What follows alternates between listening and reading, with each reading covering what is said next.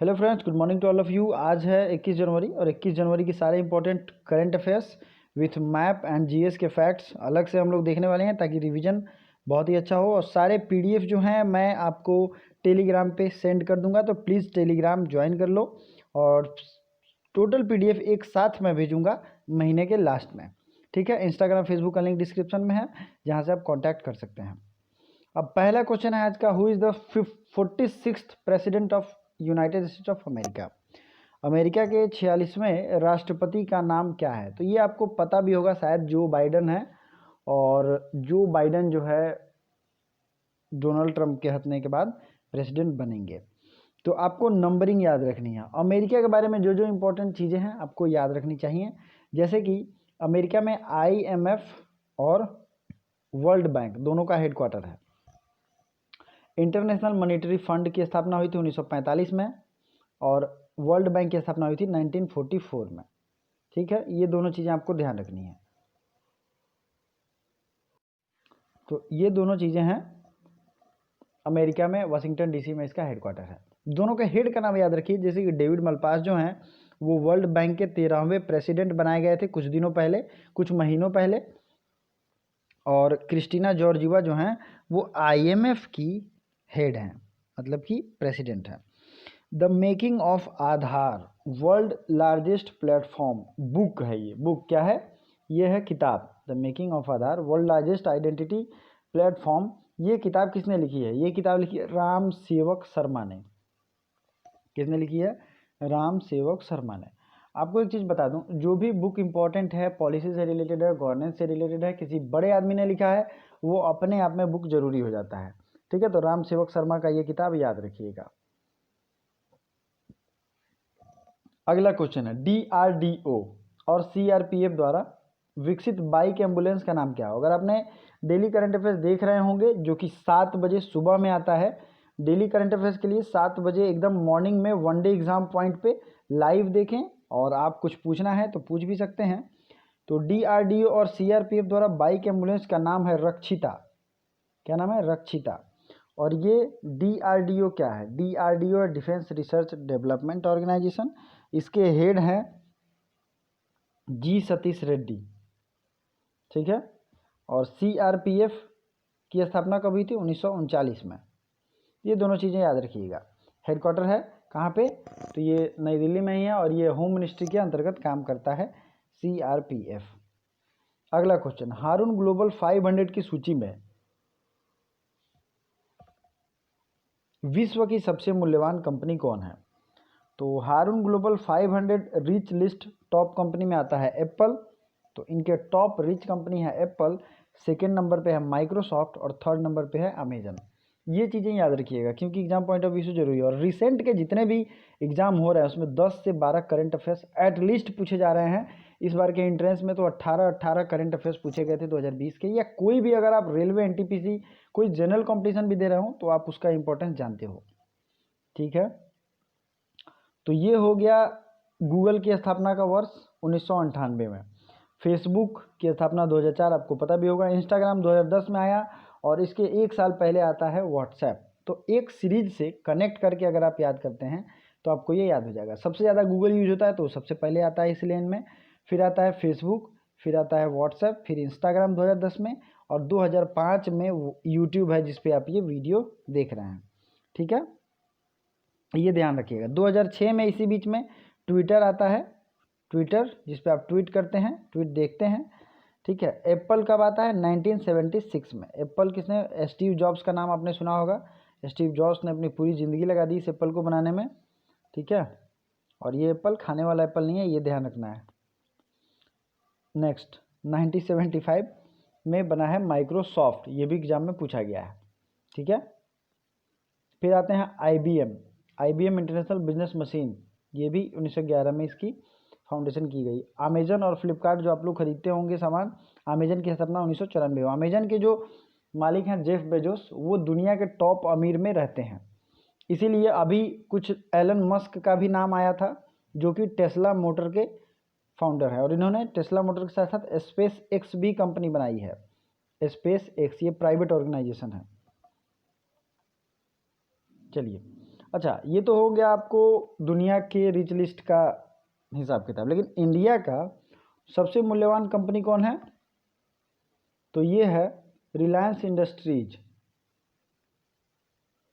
क्या है? Reliance industries.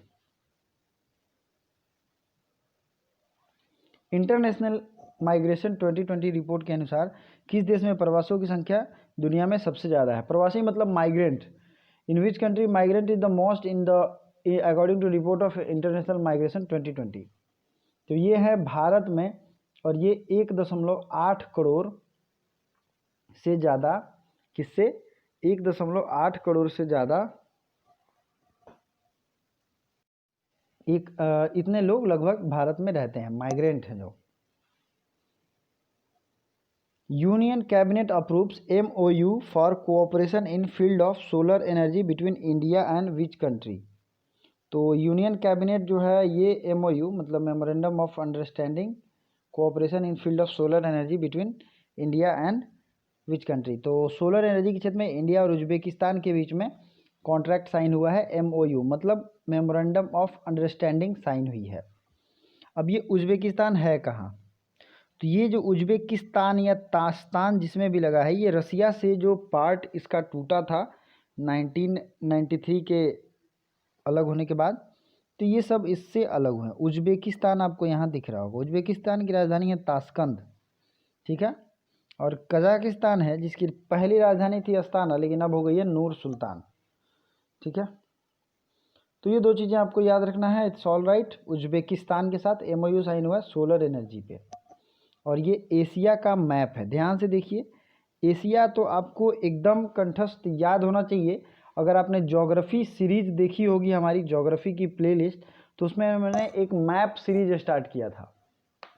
Map series जो मैंने स्टार्ट किया था उसमें जो भी मैप हैं उनके बारे में मैंने बहुत अच्छे से पढ़ाया था, क्या इंपॉर्टेंट है, कहाँ कहाँ से क्वेश्चन पूछे जाते हैं वो बताया था। तो जरूर ज्योग्राफी का प्लेलिस्ट दीजिएगा, उससे आपको देखने से फ़ायदा होगा। तो सबसे वेस्ट में आते हैं, ईरान आपको दिख रहा होगा। ईरान जो है इधर फारस की खाड़ी होगा और ऊपर के तरफ, और ये हो जाएगा कैस्पियन सी ऊपर के तरफ, ठीक है। कैस्पियन सी हो जाएगा ऊपर की तरफ और नीचे है फारस की खाड़ी। ईरान जो है एक शिया कंट्री है, आप ये भी जान सकते हैं।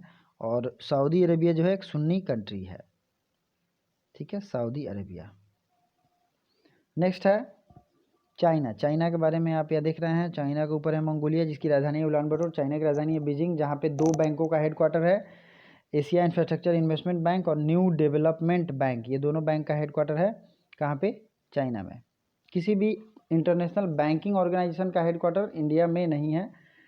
और RBI जो है रिजर्व बैंक ऑफ इंडिया, जो कि बैंक ऑफ द बैंकर कहा जाता है, इसका हेडक्वार्टर कहाँ है? तो मुंबई, एंड रीजनल हेडक्वार्टर में न्यू दिल्ली भी है। चलिए, जो चीज़ें पूछी जाती हैं, जैसे स्ट्रेट ऑफ मलक्का कहाँ होता है, तो स्ट्रेट ऑफ मलक्का पूरे दुनिया की लाइफलाइन है, तो ये मलेशिया और इंडोनेशिया के बीच में है। चलिए आगे बढ़ते हैं। किस राज्य सरकार ने प्रशिक्षु प्रोत्साहन योजना को शुरू किया है? तो प्रशिक्षु प्रोत्साहन योजना ये शुरू किया गया है उत्तर प्रदेश के द्वारा। उत्तर प्रदेश के CM योगी आदित्यनाथ और यहाँ की गवर्नर है आनंदीबेन पटेल, जिनको मध्य प्रदेश का भी अतिरिक्त प्रभार दिया गया है, ठीक है। चलिए, अब बहुत सारे जो योजनाएं हैं जो रिसेंट करंट की हैं उसे आप देख लीजिए, प्लीज़ रिवीजन कर लीजिए, बहुत ज़्यादा ज़रूरी है। वीडियो लाइक भी करिए अगर आपको ये वीडियो अच्छा लगता है, और विगत कुछ दिनों से अगर आप इसे देख रहे हैं और आपको बेनिफिट हो रहा है तो ज़रूर लाइक करिए। गोधन न्याय योजना छत्तीसगढ़ सरकार ने शुरू की है। इंदिरा रसोई योजना राजस्थान ने शुरू किया, मैंने पहले भी बताया था। गोधन न्याय छत्तीसगढ़, इंदिरा रसोई राजस्थान। दीदी वाहिनी योजना मध्य प्रदेश, किसने शुरू किया है? दीदी वाहिनी मध्य प्रदेश। सुपोषित माँ, ये जो है राजस्थान सरकार ने की है। किसान मित्र हरियाणा सरकार ने की है, ठीक है। किसान मित्र किसने किया? हरियाणा सरकार। और अगर आपको याद होगा तो प्लीज़ कमेंट बॉक्स में कमेंट करें, स्वास्थ्य मित्र की नियुक्ति रिसेंट में किस राज्य ने की है? बहुत बार मैंने बताया, बहुत पहले भी बताया था। नेक्स्ट क्वेश्चन देखते हैं। Indian personality of the year पुरस्कार से किसे सम्मानित किया गया है?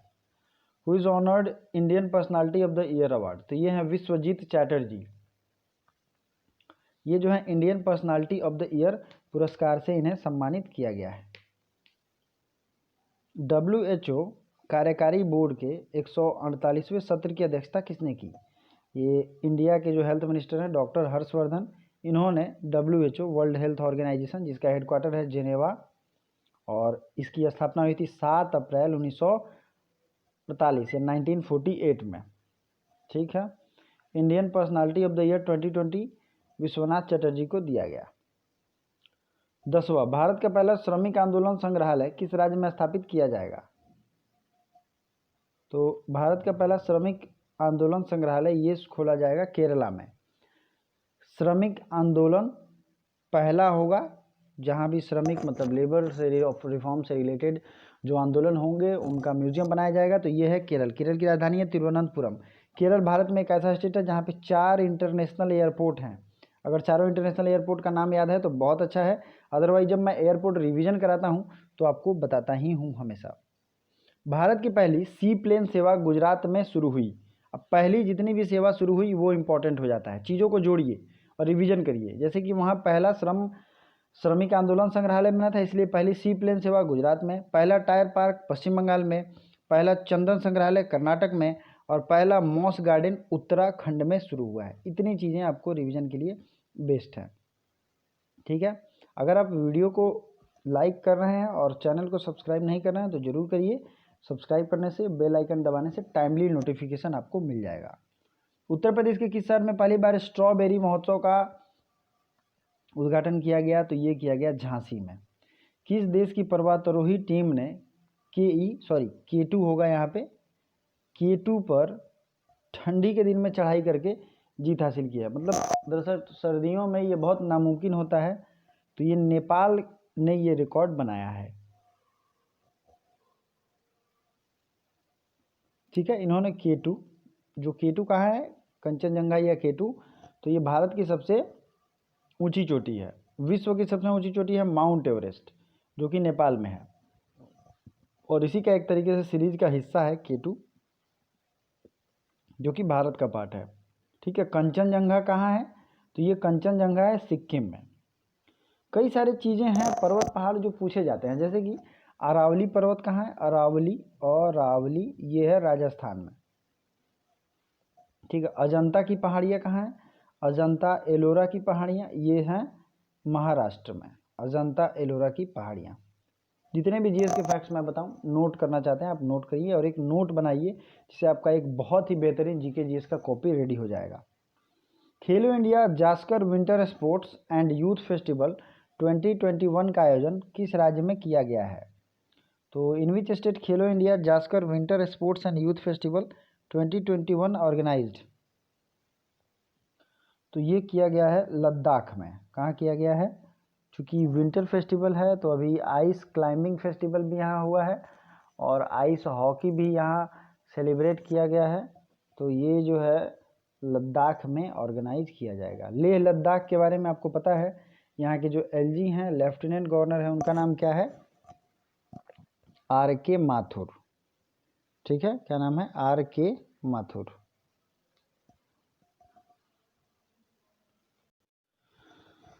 चलिए अगला क्वेश्चन देखते हैं। 14 नंबर, किसे भारत के 91वें अंतर्राष्ट्रीय फिल्म समारोह में लाइफ टाइम अचीवमेंट अवार्ड दिया गया है? Who is honoured by the life time award in 51st IFFI India international film festival, जो कि गोवा में हो रहा है? तो ये विक्टोरिया स्टोराओ को ये अवार्ड दिया गया है। Next question, who wins the women's single in Yonex Thailand Open badminton? Yonex Thailand Open badminton, देखिए रिसेंट के मैं कितने एग्जाम्स दिया हूँ जिसमें इस नाम से जो भी टूर्नामेंट हो रहे हैं उनसे क्वेश्चन पूछा गया है। तो इसे जीता है थाईलैंड ओपन को कैरोलिना मरिन ने। किसने जीता है? कैरोलिना मरिन ने। चलिए अगला क्वेश्चन, राष्ट्रीय सड़क सुरक्षा पुरस्कार 2020 से किसे सम्मानित किया गया? Who is honoured with national road protection award 2021? तो ये जीता गया है वीरेंद्र सिंह राठौर को। ये अवार्ड दिया गया है वीरेंद्र सिंह राठौर को। नेक्स्ट क्वेश्चन, किस देश ने साइनोफार्मा कोविड-19 टीके को मंजूरी दे दी है? तो जैसे हमारे देश में कोविशील्ड और कोवैक्सीन दी जा रही है, इस देश में साइनोफार्मा दिया जा रहा है। ये देश है पाकिस्तान। पाकिस्तान की जो संसद है पूरे दुनिया में सोलर पावर से चलने वाली पहली संसद है। बस वो संसद ही है, वहाँ कुछ काम नहीं होता है, इसलिए टेंशन नहीं है। Skoch challenger award goes to which country? Skoch challenger award जो है ये पंचायती राज मिनिस्ट्री को गया है। मतलब ये किस लिए? क्योंकि इन लोगों ने जो एक तरीके से इंटरनेट फैसिलिटी और आईसीटी जो हैं, ठीक है, इंटरनेट कम्युनिकेशन, इनका बेहतरीन यूज़ के थ्रू इसको ऑर्गेनाइज किया है। ठीक है, अब एक क्वेश्चन जो मैं आपके लिए रखता हूं, आज मैं जिसका आंसर ऊपर बता दिया हूं, श्रमिक आंदोलन संग्रहालय किस राज्य में स्थापित किया जाएगा? जो भी राइट आंसर है विथ फुल डिटेल आप मुझे बताएं, कमेंट करें वहां पे कितने नेशनल पार्क हैं। ठीक है, थैंक यू सो मच।